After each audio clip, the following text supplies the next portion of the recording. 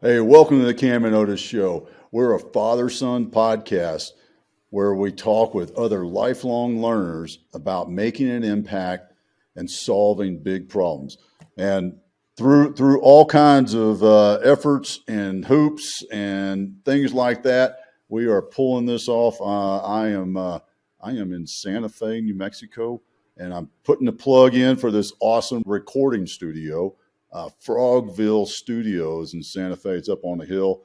I'd open the door and show you, but ooh, it's bright outside. And the room I'm sitting in, for those of you who follow a little bit of outlaw country, the Mavericks were recorded in this room just a couple of weeks ago. So there's your trivia question. And they haven't recorded outside of Nashville in 10 years. I learned that just before the show. And that does not count as what I learned for today, although it is close.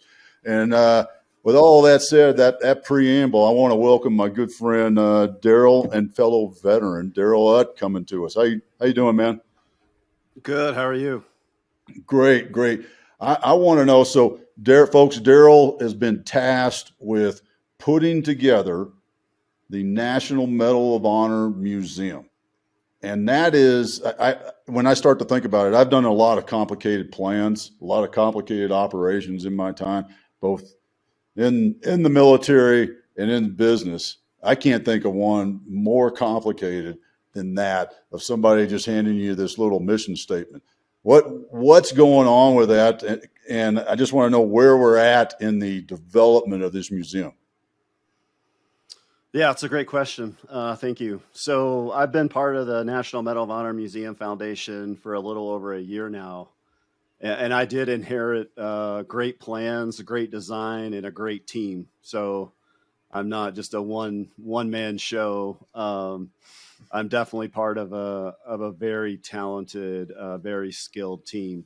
So we broke ground for the National Medal of Honor Museum March of 2022. It was my first month on the job, and I was blown away. I mean, for a typical groundbreaking, when you put the shovel in the dirt, it's a photo op, you take a few pictures, but I mean, we had a flyover. We had President Bush 43. We had Chairman of Joint Chiefs of Staff, General Milley. We had 15 or 16 Medal of Honor recipients in attendance. There's only 65 living. So, 1 month on the job, I was like, wow, this is a high visibility project. But it's actually a 3-tiered project. We're going to have a museum that's going to open in Arlington, Texas in March of 2025. And then the second part of that is, we're going to have an institute, a leadership institute, that'll be part of the museum, co-located. So that'll be for, an institute, a leadership institute for Fortune CEOs all the way down to K through 12. So we're really excited about that. We have a lot of energy there. We just ran one of our first courses. So definitely excited about that. And then the third part of the project is a monument that will eventually be built in Washington, D.C. to honor, our Medal of Honor recipients. That's probably going to kick off after the museum and the institute opens. So that might be like a 2026 project, but we're super excited. We still got we're a little bit less than 2 years out. But we have a lot of momentum. We're knee deep into fundraising, and we got a lot of construction going on. If you know anything at all about construction, we're getting ready to hit our topping out ceremony, probably the third week of July, maybe the 20th or 21st. I'd have to check my notes. But topping out is a huge celebration on the construction industry side. So we'll be about 90 to 95% complete with the steel, at the top for the exhibit deck. So we're going to have a celebration on that. And man, we're just so excited. We have being here in Texas, we just have a lot of energy and a lot of folks that are pushing us along. So we're definitely very excited, very happy. Man, you mentioned that, fortunately you did get to inherit a plan and a team and, that those designs. Could you talk us through a little bit of what that adjustment period was like? Because as much as it is better to get the plan than it is to just start off on a blank sheet, you also probably came in with some changes, some new ideas. How did you manage that of making some changes, get your fingers on it, but not doing too much? Yeah, it's a great question. And luckily, fortunately, for me, I have past museum experience, which I'm kind of a unicorn in that regard, to be a former special forces guy and, served my country for 26 and a half years. And I just got lucky, I guess. But my first post-military job, I was working at the Museum of the Bible, and I worked there for about 3 years. And that was also under construction. So with my 3 years of experience, which included construction, I brought that to the National Medal of Honor Museum Foundation.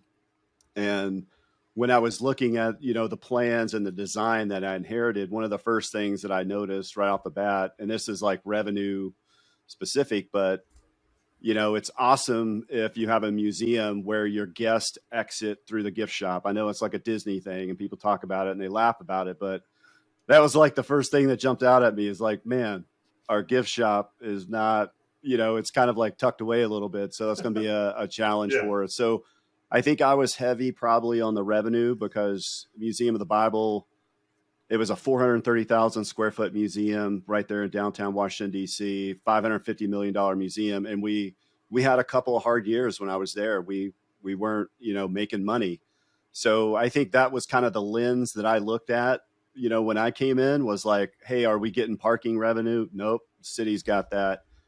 Where's our gift shop? What's going to be the deal with ticketing, all those type of things. So I had to make some adjustments. And luckily I have a great owner's rep that, from Dennis Irvine is my partner. And we have a great construction team. We got a great architect, one of the top architects firms in the country, Raphael Vanelli out of New York.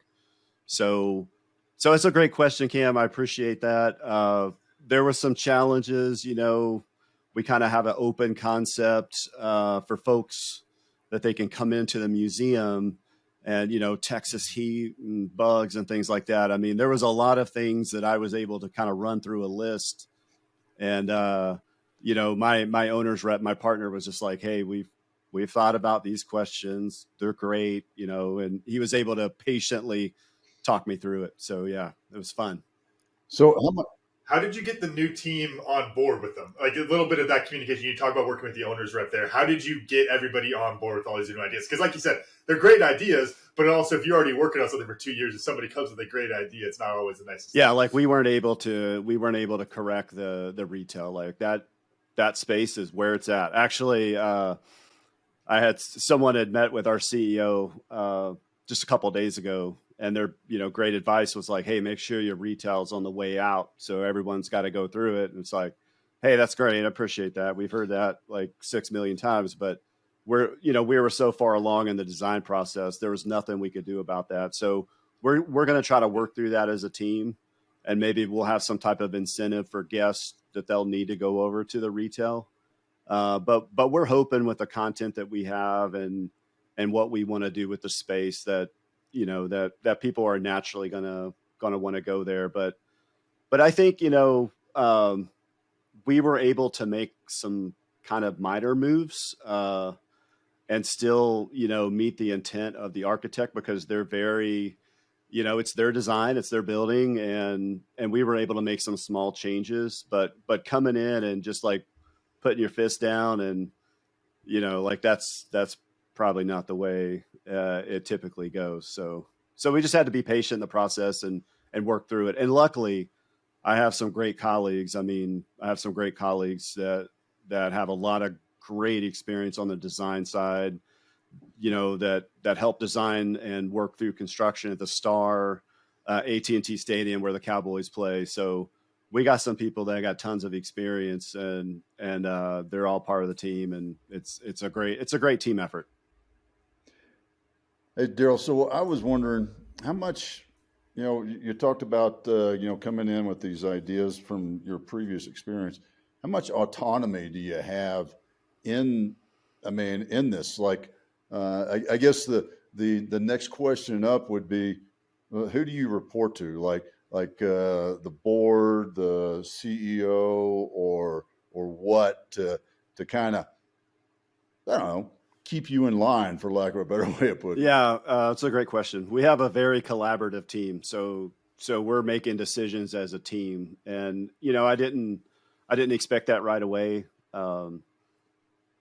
Chris Cassidy is my CEO. That's who I report to. I'm the chief of operations for the foundation, and Chris is the one that hired me and brought me on. And if I have a unique background as a former special forces guy, and now I'm a museum guy, Chris probably has me beat by just a little bit. No, actually a lot. Chris is a former Navy SEAL. He's an MIT grad. He's a Naval Academy grad. And by the way, he's a former chief NASA astronaut, Astro SEAL. So, Astro yeah, Seal. yeah, you can find him on Instagram, Astro SEAL. It's kind of funny, but he's got a unique background, and he's the guy that I report to. Of course, we all answer to the board. We have a dynamic board. Charlotte Jones, the executive vice president and the chief branding officer for the Dallas Cowboys, is the chairwoman of our board. So she's very hands-on, and just like I said with some of my colleagues on my side, she was part of the Star in Frisco. That whole build out, construction, part of AT&T. So she knows what she's doing. She's very involved. But yeah, I would say, Otis, we're probably a lot more team, collaborative, participative. That's kind of the style.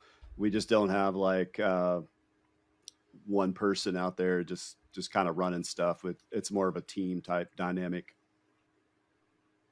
So what's a lesson that Miss Jones brought to the game? Because I think that would be really interesting because of how that type of experience and what that type of experience can bring to something like this. And if anyone listening doesn't know what he's talking about in Frisco, Google the Cowboys training facility in Frisco, because it state of the art. Yeah, it really is. I mean, I think that she brings accountability, responsibility, leadership, vision. I've watched Charlotte as the chairwoman of our board and been part of some of the discussions. I've been fortunate to be privy to some of the discussions, and she's a woman of integrity. She's a great patriot for this country, and she just brings so much to the project, and trying to keep the vision and hey, this is what we told our donors that we were going to do. This is what we said it was going to look like, and even though we've had inflation and escalation and all those other type of things that we've had to deal with, and we've had some tough conversations, and where we've had to go back to the board and ask for more money, which is basically asking Charlotte and everyone else on the team to go out and fundraise more. And she has stood by and stood strong, and just made some really solid decisions. I mean, she's a very smart, savvy businesswoman. I mean, she's very bright. She's smart. She's very talented. Well, can you hash that out to something that you've learned? I mean, you spent time at the Bible Museum getting that up and running, but what's something that's you brought a lot of experience from that. But with Miss Jones coming in with building the Star and being such a part of that, what's something that that thing you're like, man, I'm going to put that in my pocket and keep using that going forward? I would say her level of involvement in the project. I mean, she's very hands-on. To be the chairwoman of the board, I can only compare her with my limited experience to Steve Green. He was the chairman of the board. Steve Green, for the listeners out there, from the Hobby Lobby family, that started that whole billion-dollar enterprise based out of their garage. I can only kind of see the difference between Steve and Charlotte. Steve was the chairman of our board there, but Charlotte is a lot more involved, and I would say accountability. She's part of all the big decisions, design, things like that. And I saw Steve where he was kind of more hands off, and he let his team kind of run that. He had his vision and all, but Charlotte is very hands on. She holds people accountable. She doesn't play around. She's serious. So that I would say that's probably one of the big lessons that I've learned is the accountability and the hands-on and part of the day-to-day. She's up on everything. She knows what's going on. So in turn, you have to know what's going on and you have to be aware of everything. I'm curious because, talking about Frisco and the Star, did she pass along any lessons from like Jerry Jones and the Jones family? And, besides having a lot of oil money to fund projects, like any business advice besides that? No, I don't think I've picked up any advice like that or remember a time where she's shared like a specific lesson. But I know the times that I have been at the Star in Frisco, it's such an impressive facility. Everything's first class. The staff's first class. The facility, the maintenance, the grounds. Everything is first class. And I think that's why they're probably one of the lead, teams in the NFL. I think they're probably like number one, or if they're not number one, they're probably number two, but they're one of the top franchises in the NFL, maybe in all of sports. So there's a reason. Cowboys? How about those Cowboys? That's right. Had to say it. In that kind of a same vein, talking about being at those grounds, you strike me like you'd be the type, especially with this kind of job, that is like everywhere you're walking into, you're kind of trying to pull some lessons of like the gift shop at the end of the door. You can go into a grocery store and see the way people are flowing around. Do you take that kind of approach, and what kind of random lessons do you pull from those type of things? Yeah, I definitely do. And I'm, I'm a person that visits museums. I was at 2 museums probably in the last month or so, one in Fayetteville. I would prefer not to name them, especially if we go down this road a little bit more. But I was at a museum in Fayetteville, took a look around. I was just one in Nashville. My wife and we took a look around, and I was disappointed. They have a lot of stuff. They have a lot of cool stuff, and there was some big names and things like that. But as far as like the experience and interacting with the guests and things like that, I was a little disappointed. So I don't know if I've just turned into a museum snob, but I definitely pay attention to those type of things. I pay attention to flow and how people are coming in. Definitely, even though we're just shy of 2 years out from opening, the guest experience and the guest journey is something that's top of our mind already. How folks are going to come into the building, what that's going to look like, how's their ticketing experience, the information desk, they're going to have to get on the elevator, all of those things that we're already talking through. So I would think this probably puts me several steps ahead of where I was at the Museum of the Bible, because that was like, here's the civilian world. This is how things work. And I was a little bit behind. I didn't really know what I was getting into because I'd never worked at a museum. And really hadn't been around a lot of museums, but I definitely had a learning curve. And I think I brought a lot of those lessons just to be in tune with a lot of those things that we just talked about, knowing the revenue, because museums typically aren't cash cows. Museums just aren't crushing it unless you're like the World War II museum in New Orleans, Spy Museum in DC. They do really well, but most museums just don't really do that well. But just having some of those lessons learned, though, I think are important. The focus on that guest experience, focus on your staff, focus on, you got to be profitable. It's not all about the dollar. There's still the mission and all those type of things, but if you're not profitable, it's hard to get your word out there and to complete the mission, Yeah, I think, and we've actually said this on the show before with a couple of other guests, that just because you're a nonprofit doesn't mean you can't worry about the business side of it. Exactly. And one of the things that I was thinking of as you were talking about this is this guest experience, guest journey, and that is that holds true for all business, because all business you have the journey of the client, from being a potential, in your niche, to being interested, to all the way to, a raving fan. Would you describe just kind of what's that visual? Because I think it's really important to get your perspective from a museum, but the reason I think it's so important is because it is so similar. It's the same process, for Camden and I with Tribe and Purpose, for somebody to come into GBLP and buy that. It's the same process when somebody walks into the Walmart. How do I flow them through the Walmart?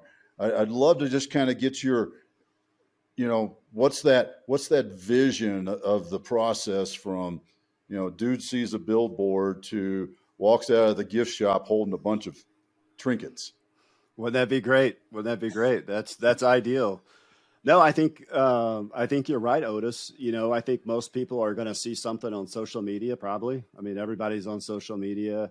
Heck, I'm a dinosaur, and I know that you guys are active too, which I appreciate, because I'm trying to steal lessons from the people that are on social media. I was only on LinkedIn, and that was, post military, obviously, but my second job after Museum of the Bible, I was doing some consulting, and my boss, who was a retired colonel, was like, "Hey, man, I get it. It used to be a Green Beret and, secrecy, whatever, blah, blah, blah. But need you on LinkedIn, man. You're doing business development now. Like, we need to get your name out there, and we need to get business." So I was only on LinkedIn, and now I'm on Twitter and Instagram and Facebook and all that type of stuff. But I think that's probably, like you said, Otis, somebody's going to see a social media post, or they're going to see a commercial or an advertisement about the National Medal of Honor Museum.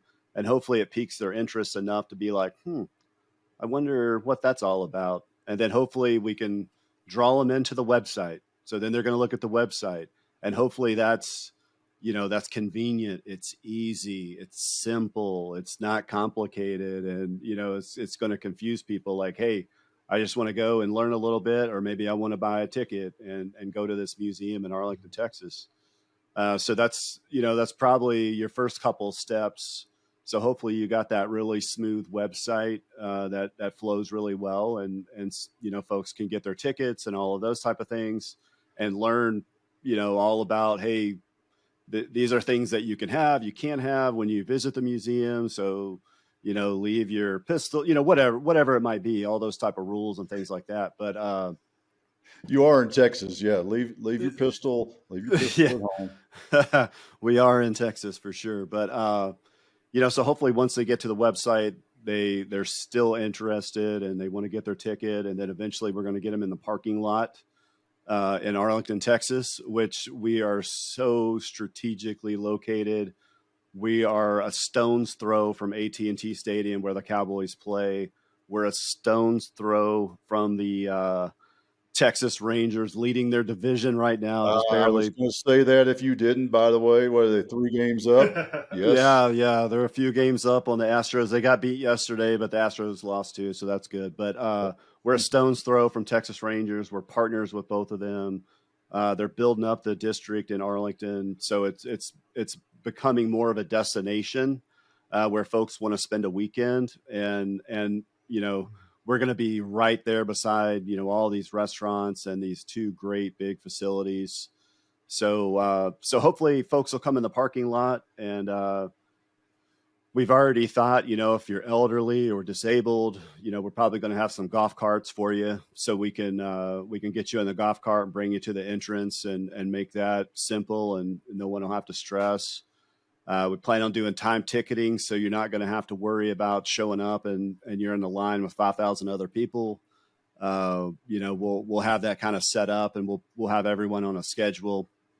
So we'll get you inside the museum. The bottom floor, you don't have to have a ticket. So if you just want to look around, maybe you want to to look up and see if you have a favorite Medal of Honor recipient or someone that really inspired, like for me, two of the recipients that really inspired me and had a big impact on my career were Master Sergeant Gary Gordon and Sergeant First Class Randy Shugart, both Delta Force snipers that were killed in Somalia. So, if I'm just a guy and I want to see my heroes, and it's like, okay, there's Master Sergeant Gary Gordon, there's Randy Shugart's name. That's free. If you want to go to the cafe, retail, you can go in there, you're welcome to. But once you go up to the exhibit deck, which would be, have to get in the elevators or take the stairs, that's when we're doing, it's going to cost money to get a ticket for that. But yeah, we're looking at that whole experience. And then even when they leave, it's probably going to be an hour and a half, 2-hour experience, when they leave that exhibit deck, and hopefully they have that great interaction, and hopefully it changes people. On the way out, hopefully we can get them in the gift store or the retail. Maybe they want to get some coffee or some food, and then they'll go about their day and go out to the parking lot and be done. And hopefully they have a great experience. And we want to have a staff that are exceptional customer service. So we have all of these different touch points. I kind of went through it really fast, but I mean, these are things that we're already looking at, and we want to fine tune and perfect before we open. Talk about the guest journey. It really makes me think, and I'm thinking of just all sorts of, because really, even though it's very different, you're an entertainment at some core level. It's entertainment. You're selling that entertainment to people, and when you look at most forms of that entertainment, even some museums probably, but you're catering a specific journey. It is, look, like you go see a movie. There's the beginning. We're going to get you hooked in. We're going to get it all built up. The middle is going to be crazy. There'll be so much chaos. And at the end, we're going to give you exactly what we told you we were going to give you at the beginning. You have this very clean-cut journey. And, when you start thinking in a museum, aside from having arrows walking through like an IKEA and going through, it's like, okay, you're going to see this thing, and then you're going to see this, and you got to spend 5 minutes at this thing. Make sure you read that. Because at the end, it's going to all tie together. You can't really build it like that. So how do you at least attempt to kind of curate that story for them, curate that journey for them so that they can have that change? Because that impact you're talking about, it's great, but if they read all the wrong things, is there a chance that they're not getting that impact? Is kind of what I'm getting at. Yeah, I mean, it's a great question. And I think a lot of museums miss that, especially the two that I mentioned, the one in Fayetteville and the one in Nashville. I mean, both museums, content-wise, like they have some of the top content. I mean, if you're in Nashville, country music, that type of thing, I mean, it's a great content. If you're in Fayetteville and you have anything to do with the military or airborne, I mean, there's content there. But if you don't have a way to like grab people's attention or interact with them, if you're just going to have them read stuff on a wall, I mean, I just don't think that's very engaging. And although I'm an operations guy, I'm not a curator or exhibit person. Thank goodness that I'm not tasked with setting that up because that would be, I'm not a creative person. So that's the wrong font, Darrell. That's the wrong font, man. Yeah, it's the wrong font. That's probably about all I know. But we have a very talented design team, one of the top exhibit design firms in the country, Gallagher and Associates. And of course, they're working with our very talented team. And we're really trying to get the stories of the recipients, these great, rich stories of ordinary Americans who did extraordinary things, most likely on the worst day of their entire life. So we're trying to draw from those stories. And it's like, and hopefully we get a time to talk about this, Cam and Otis, as far as story and storytelling. Maybe we get a time to segue off to Scott Mann and what all the great things that Scott's trying to do, because he's definitely nailed that whole storytelling. And if you haven't seen Last Out, I would definitely recommend you see it. But let me get back to our story. That's a great segue because what Camden and I are doing on Saturday. So those folks, if you're watching this and listening to this, it's already happened. But just know that you should have met up with Camden and I in Phoenix on the 10th of June to see Last Out live, sponsored by the Gary Sinise Foundation, led by our good buddy Scotty Mann, he wrote the play and he's starring in. Man, I'm so glad to hear that you guys are doing that. I'd like to share this with you, and I'm not going to do it. There's no spoiler alerts here because I'm not going to ruin the show. You guys probably already know enough, but here's what that show meant to me. My wife and I flew to Chicago to see that show. Like it wasn't part of, we weren't going to like go see the Cubs play. And then we found out Scott Mann was going to be there. Like we flew from Texas to Chicago to see Scott Mann and his talented team perform that play. And it really hit me in the heart, man. Cause I know Otis, you lived the life that I lived as well. And I was able to see things, even though I spent 26 and a half years and marriages and all those type of things. But I was able to see like the family impact from this play that it had on his wife and his son. So Cam, I think you're in for a treat. Otis, I think you're in for a treat. And one of the things, I think there was a special bonus.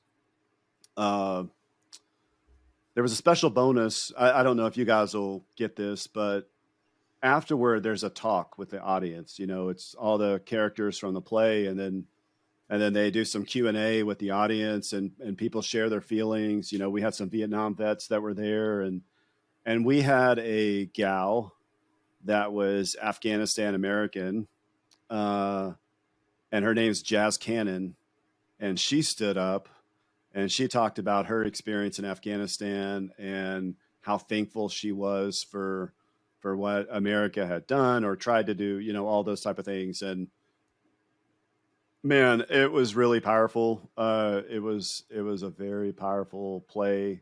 And I was able to meet Scott afterwards. We were able to do some pictures and things like that. But I'm so glad that we were able to have that segue. I was hoping, because I saw some of your posts, Otis, and I'd kind of suspected that you either were a huge fan or you might be attending, but Scott's just like us. Yeah. Yeah. It's a powerful, and it's, he wrote that play, not for the military. It's a big part of the military, but he wrote that play for just, for the citizens of our country, so they could see, they kind of get that sneak peek into what the military life is all about and deploying to war and what that does to your family and the after effects and the things that are going on, the struggles that we're having right now in the veteran community and suicide. So, man, it's a great conversation starter. It's storytelling, and he's figured it out, man. I can't wait to hear what you all think about it, man. I'm so excited. Yeah, well, we had Scotty on the show before he went on this live tour, back in February or something like that. So it's great. And was that before he testified to Congress or the Senate? Right before? Oh man, it was. Yeah. Wow.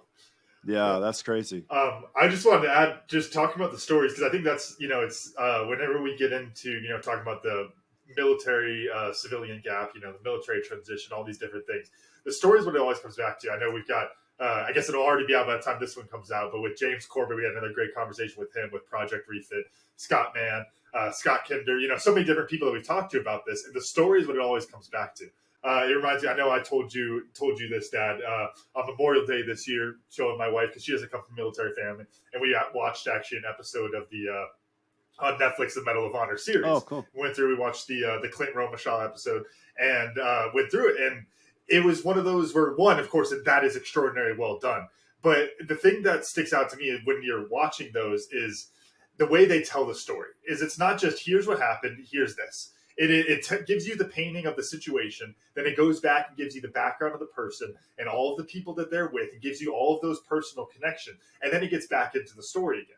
And I think that's such an important piece that so many people forget about when we start talking. Maybe this is more the civilian perspective, but it's like when we think of, it's like hearing the stories from the military. It's war stories, it's combat, it's the craziness, it's all of that. It's, those crazy things that we can't wrap our heads around that we want to hear the story about. But what's missed in that, and I think, Dad, if I remember right, James Corbett was talking about this too. It's what's missed when you tell those is you miss the human connection. You miss the thing that's actually going to connect you to those other people. And that's the most important part there, is that human connection. Because when you just do when you just tell the war story like a war story, and then I think the way James put it, Dad, was it's like shaking your fist at somebody. It's like, you don't know what I did, and then you tell the story like, no, but you don't get it. And when you do that, you're never going to be able to bridge that gap properly. And I think it's so important to tie in those human components into those stories, because that's where you can always see yourself inside of that story. And thinking specifically to that Netflix series, because it does such a good job to it, Darrell, how do you? And again, I know this taps into the curator some, but how do you look at being able to tell those stories, tying in the families and those things that really make it so human and so connected? Yeah, it's a great point, and I'm glad that you enjoyed Clint Romeshay, and I would like to do a selfless little plug here.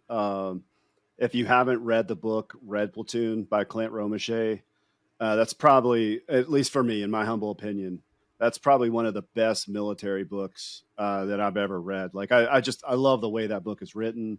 It's so real, it's so raw, and just like you said, Cam, that human connection, man, I love Red Platoon. I probably read it multiple times, and if my wife's gone and I'm just kind of bored and I pick it up, I could probably read it in a day and a half or two, because it just consumes me. I just love that story.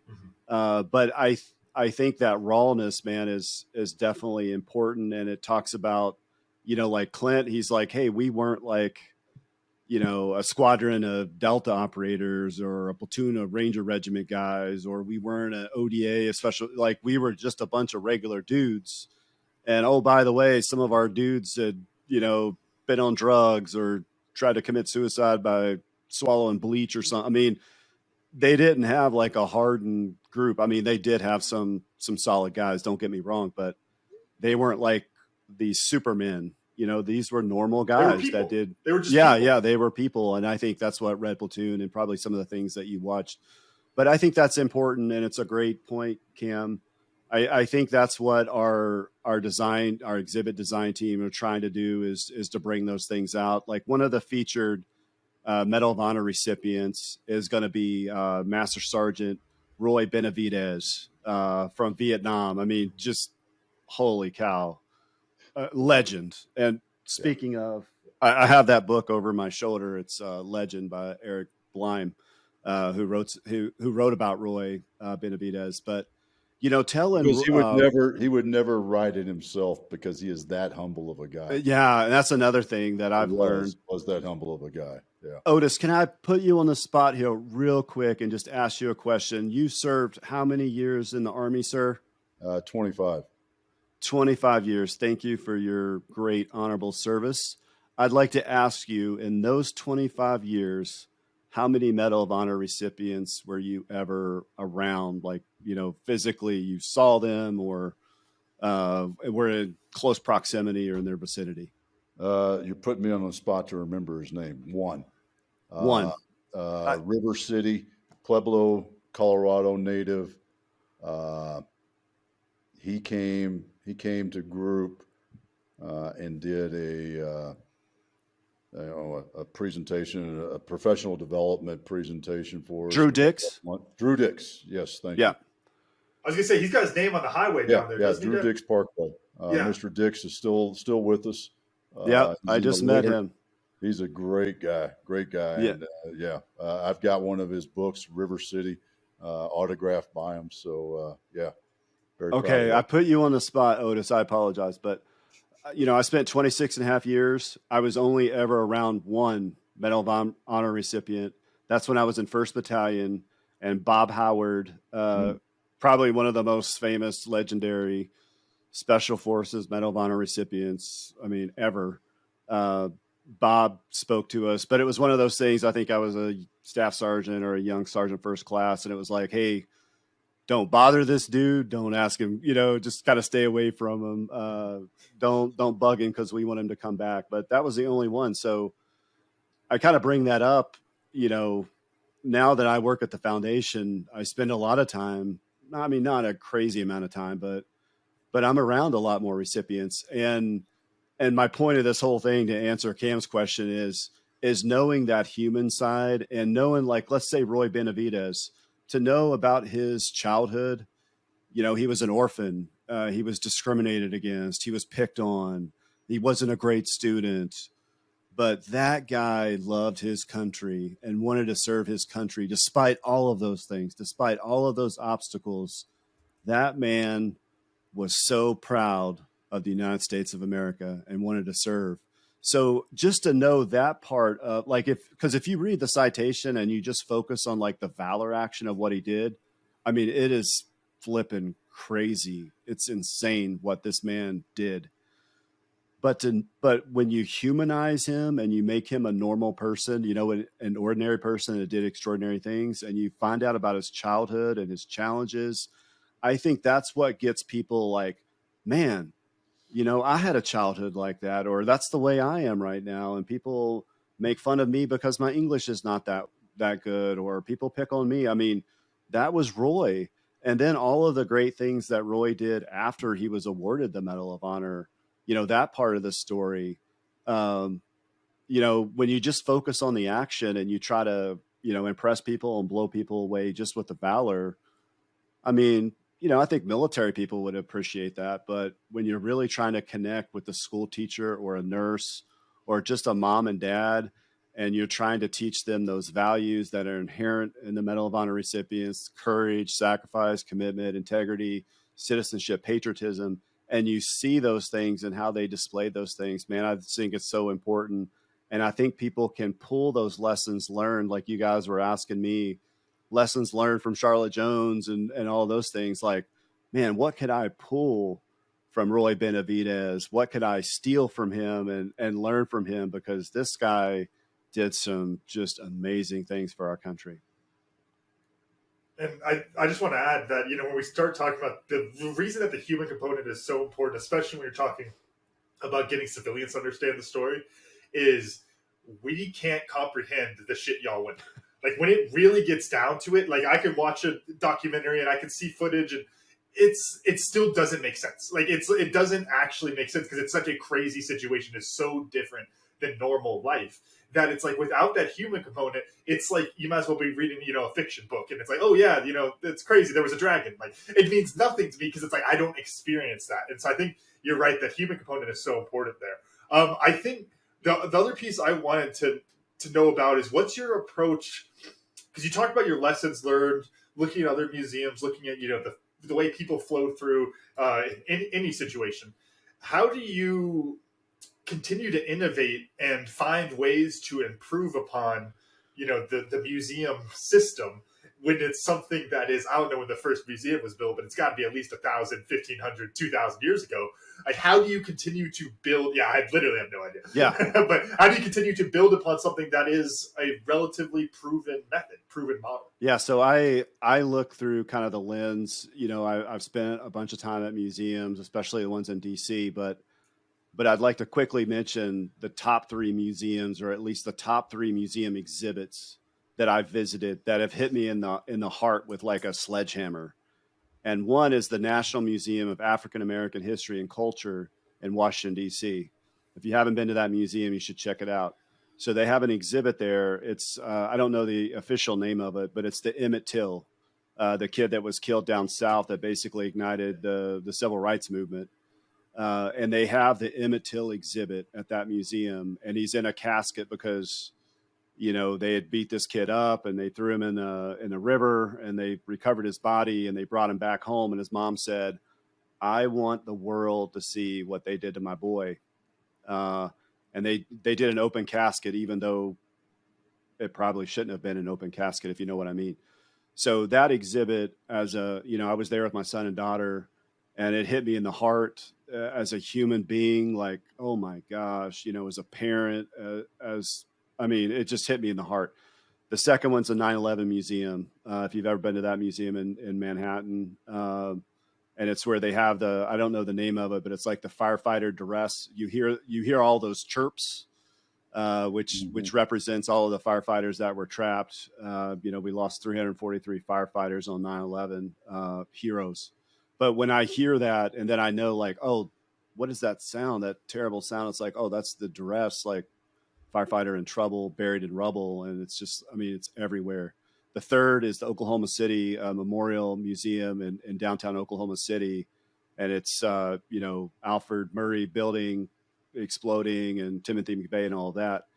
But they actually have, like, when they lead you into that museum, one of the first things that you hear is they have a recording across the street. They were doing a normal, boring, talking about water property rights or something, but they're recording the meeting and they record the explosion of the Murray building. And it just jars you, man. It puts you in that time period. And that's kind of like the lens that I look at some of the different museums. Like, how can you draw me in and make it really powerful and give me that feeling? And I think even though we're early in the process, I think that our exhibits are going to do that. I don't exactly know how yet, but one of the new things, though, Cam, to answer your question, if you've ever been to like a Holocaust museum where they have the holograms, where you can actually talk to a Holocaust survivor that might be deceased, but they have the holograms and you can ask them questions. We're going to have 3 virtual reality Medal of Honor recipients that you can actually have a conversation with and ask them about their service, ask them if they were married, what their favorite ice cream was, what was their most scared moment in combat. I mean, we're going to have 3 virtual reality recipients / holograms. So we think that's going to be really powerful. We're also going to have a really powerful virtual reality experience. One of our partners, CAE, is helping us out with that, like a helicopter experience, because, you know, it's very challenging for us because we have some tough content, some very violent content, just the nature of the business. So we can't do Call of Duty 360, you know, Medal of Honor recipient edition. We got to stay away from that. But there's things that we can do that are very tasteful, that can still teach lessons and educate our youth. And hopefully we can incorporate those values and those storytelling. So I think we're going to have a lot of success there, and definitely get away from, you come into the museum, it's chronological. You start with the Civil War, you read all of the things on the wall, you walk in a circle, and then you end a circle at GWAT and you're talking about Iraq and Afghanistan, and then you're on your way. Like, that would be terribly boring. And we're definitely going to stay away from that and hopefully be just a lot more interactive, because that's the direction that museums are moving into. Like, the ones that don't, they're going to be the dinosaur ones and they're going to be left behind. And just to add, you know, we talk about like the journey through the museum and those type of things. When you think about a lot, like even take like kids at like the zoo. Yeah, you could go see every single animal, but it's like the kid who wants to see the tiger is going to spend 2 hours looking at the tiger. And that's still good. Like, it's like you need to understand those components of it. It's like, look, I can go and I'll come back every weekend so I can keep looking at these different things. You got to have that kind of freedom so they can dive in on it like that. I love it. Yeah, and that's actually a pet peeve of mine too, because there's some content that I want to, like a big pet peeve for me in a museum is like, you know, I'm getting older, my back hurts. I want to be able to sit down. If I enjoy the content, I want to sit down and maybe I can watch a 4-minute clip or a 5-minute clip on Clint Romeshay and heroics that he displayed in Afghanistan. Like, give me that opportunity that I can sit down instead of I got to stand up for 2 hours and walk around because my back hurts. So we're gonna have some seating set in there too. So we'll have that taken care of. It's a great I'm point. appreciating that already, because yeah, I figured you would, Otis. There's several museums I've gotten to the end of it where it's like, I'm just tired. All right. Yeah, for sure. Hey, I just got one more question that I was thinking of, and I think back to the business side, because you mentioned the location, the geographic location between Ranger Stadium and Texas Stadium, and the partnership. How has, because I think this is so important for larger business, how did you establish that partnership, and how has it helped grow the support for the museum? Yeah, well, I definitely can't take credit for a lot of those partnerships. You know, when it really came down to it, like, hey, where are we going to build a National Medal of Honor museum? It came down to 2 places. It was Denver, Colorado, and it was Arlington, Texas. And that was the competition. Like, you know, they did a nationwide search. They looked all over the place. And Otis, are you aware that they're considering building a Special Forces museum? No. Did you know that? That's the first I've heard of it. Okay. Yeah. I got an email, I think it was earlier this year or last year, from, I can't think of the guy's name, but whoever's leading the Special Forces Association or Foundation, whatever. But they're thinking about a Special Forces museum. But anyway, they did a nationwide search. It came down to Denver and Arlington, Texas, and obviously Arlington, Texas won out because of our strategic location, and not only are we co-located where the Cowboys play and the Rangers, but we're also close to two major airports, Dallas Fort Worth and Dallas Love Field. Texas just hit 30 million population.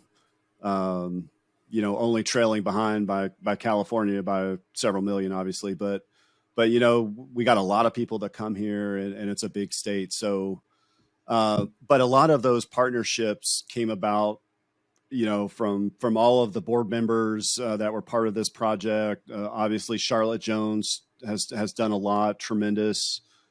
Texas Rangers, their president's on our board. So we had a lot of those partnerships. And then I think that kind of that brand association, like Black Rifle Coffee, they're partners of ours. SureFox, security company, and they're heavy on the military side. Most of their C-suite are all, JSOC, Army guys, West Pointers, all that. So we got a lot of great partners, and I think they want to be associated with our name and with our brand. I mean, it's a no-brainer, I think, but those have helped tremendously. They've opened doors because they introduce us to other people, and it just helps. American Airlines is a huge partner of ours. The list goes on and on and on. Yeah. So fundraising and support. I mean, all of those things help tremendously, man. Just tremendous help opening doors. Oh, that's awesome. That's awesome. Thanks for sharing that. And yeah, that makes, I didn't even do the math. Having grown up in the area, I should have remembered that. American Airlines is another great strategic partner for y'all. Oh yeah, for sure. And as speaking of math, come on, you paid probably half the cost of the land, and you're going to build that up in Denver. Oh my gosh, it could be about this. Oh yeah. We got a really good deal because we're going to be 100,000 square foot facility, setting on 5 acres of lakefront. Beautiful.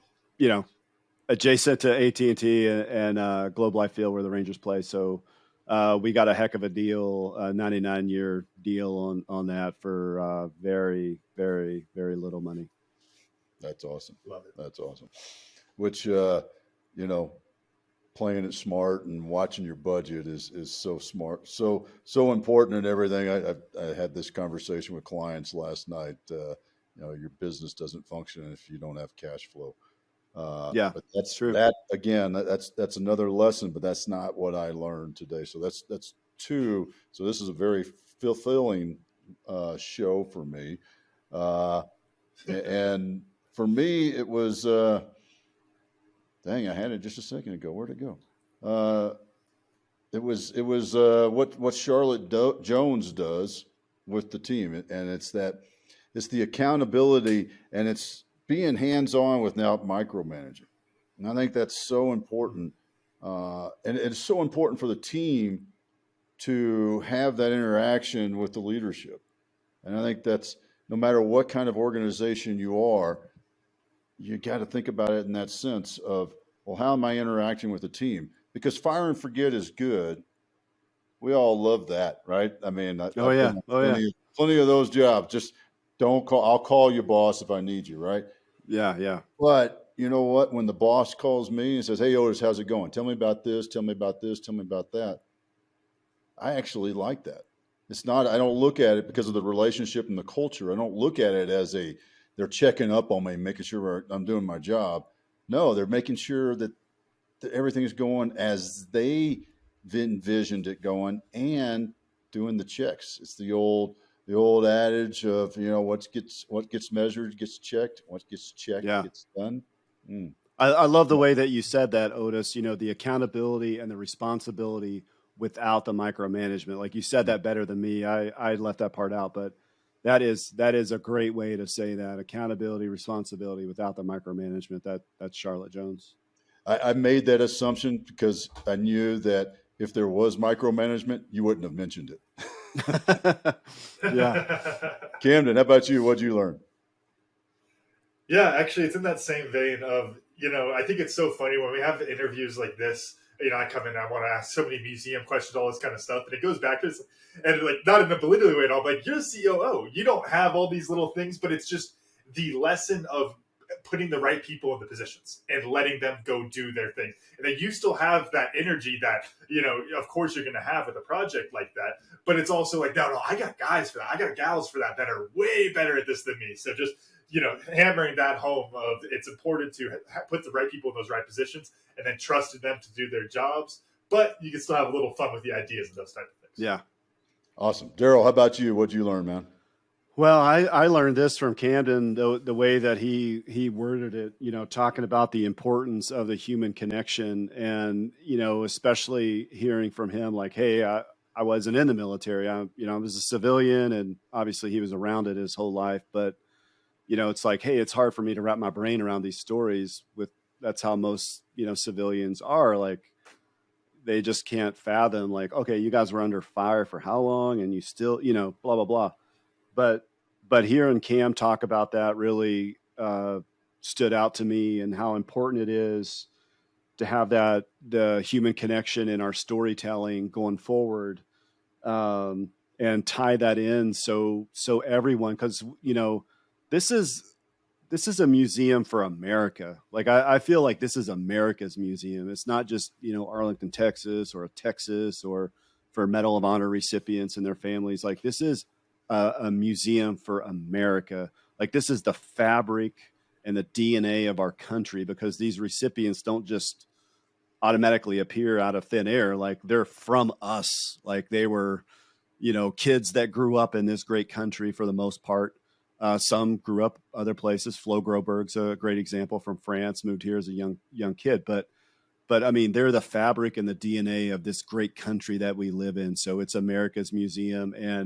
And Cam really hammered it for me, is to be able to get that human connection. We gotta make sure that we nail that in our exhibits, so that really comes through. Because if we're just going to focus on the valor part, then it's going to be like a military museum, and we're not trying to be a military history museum. We're a biography museum, and we want to tell these rich stories because we think that America can learn something from our greatest heroes. I think it's important. That's awesome. How do folks find you, learn more about the museum, support the museum, which is probably one of the most important things? Yeah, so we're still knee deep into our fundraising, Otis. It's a great question. I appreciate you asking that. If folks see it in their heart to donate, whether it's $5, $20, $5,000, $6 million, which would be great, you can go to www.mohmuseum.org. There's a big old donate button there. That would sure be helpful to us, because we're still fundraising. We got about 45 million that we still need to raise. You can also, if you don't want to donate, that's fine too. You can also go to that same website, and you can read all about the recipients. You can read about the 3-tier project, the Institute, the museum, and the monument. You could follow us on social media. That's for free. It doesn't take anything. You can see we're on all the different social medias. You can follow me, because I do a ton of posts about the Medal of Honor Museum, and I'm on all the different social media channels. So yeah, just follow us and stay in the loop. And if you feel in your heart of hearts that you'd like to give us some cash, that would be great. And we're also looking for partners. If you want to partner with us, and we're happy to have that conversation as well. Awesome, man. Well, hey, Darrell, it is great catching up with you today. And man, I so appreciate what you're doing, what y'all are building for all of us. And I love that it's America's museum of our heroes. And I can't wait to see it, man. I can't wait to support it more. So I really appreciate Open invite for you and Cam during construction phase. Would love to give you a tour. Would love to host you down here, do a show, whatever. But you have an open invite, and then obviously you'll have an open invite once we open. Oh, Great, great, man. I'll be taking you up on that, no doubt about it. Oh, yeah. Camden, run us out. All right. Thank y'all for listening to the Cam and Otis Show, and a special thanks to our guest, Darrell Utt, for joining us today. If you enjoyed today's episode, make sure to pass along to someone else so they can enjoy it too. Make sure to follow the Cam and Otis Show on Facebook and Instagram, and you can watch full videos of the show on our YouTube page. While you're there, hit that subscribe button too. As always, the full archive of our episodes is available at www.camandotisshow.com. Thanks again, and we'll see y'all next time.